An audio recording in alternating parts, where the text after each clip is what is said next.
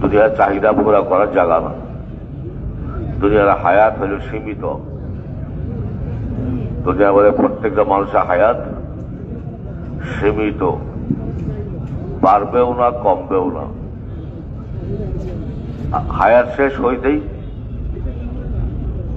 একজন গরিব হোক, একজন মন্ত্রী হোক, হায়াত শেষ হইতে আর থাকতে পারবে না, তাকে উঠিয়ে দেওয়া হবে। দুনিয়া চিরদিন বেঁচে থাকার চাহিদাও পুরা হবে না, যতই চেষ্টা করি দুনিয়া চিরদিন থাকতে পারবো না।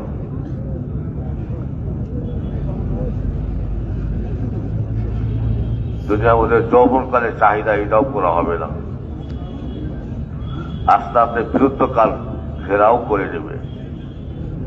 দাড়ি পাকতে থাকবে, কানে কম শুনবে, চোখে কম দেখবে, আস্তে আস্তে যৌবনকাল শেষ হয়ে যাবে। দুনিয়ার মধ্যে চিরদিন সুস্থ থাকবে তাও পারবে না, অসুস্থতা আসতে থাকবে।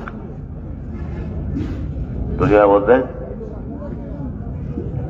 অসুস্থতা আসতে থাকবে।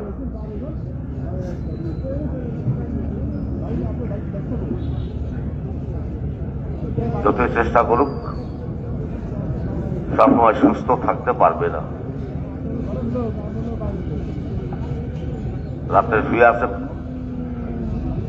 বিছানায় বিবির পাশে, রাত্রে বিবির পাশে বিছানায় শুয়ে আছে, আর সকালবেলায় দেখতেছে সে হাসপাতালে শুয়ে আছে। কখন অসুস্থ হয়েছে, কখন তাকে হাসপাতালে নিয়ে গেছে, কখন তাকে স্যালাইন দেওয়া হইতেছে সে বলতেই পারে না।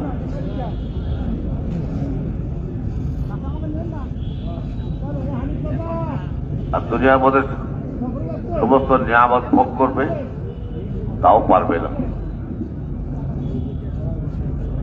চিরদিন জীবিত থাকবে জান্নাতের মধ্যে, চিরদিন জীবিত থাকবে জান্নাতের মধ্যে, চিরদিন জোয়ান থাকবে জান্নাতের মধ্যে।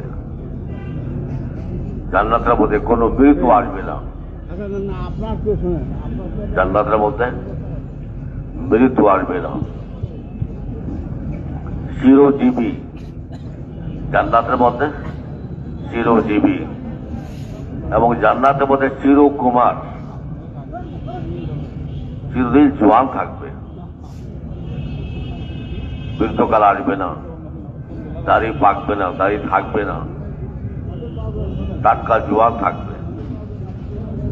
জান্নাতের মধ্যে একজন পুরুষ 33 বছরের টাটকা জোয়ান থাকবে।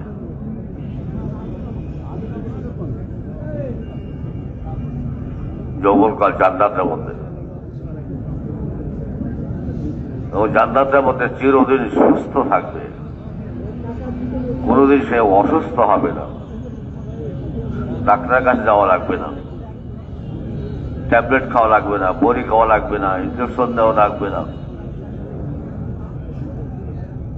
কিছুই করা লাগবে না।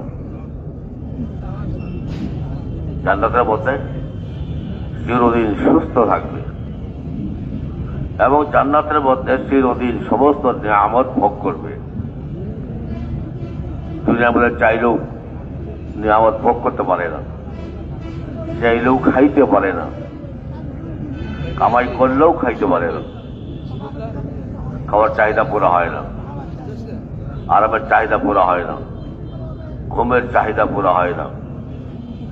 এই চাহিদা পুরা করার জন্যই আল্লাহ একটা জায়গা বানাইছে জান্নাত। ওই জান্নাতের মধ্যে মানুষের সমস্ত চাহিদা পুরা হবে।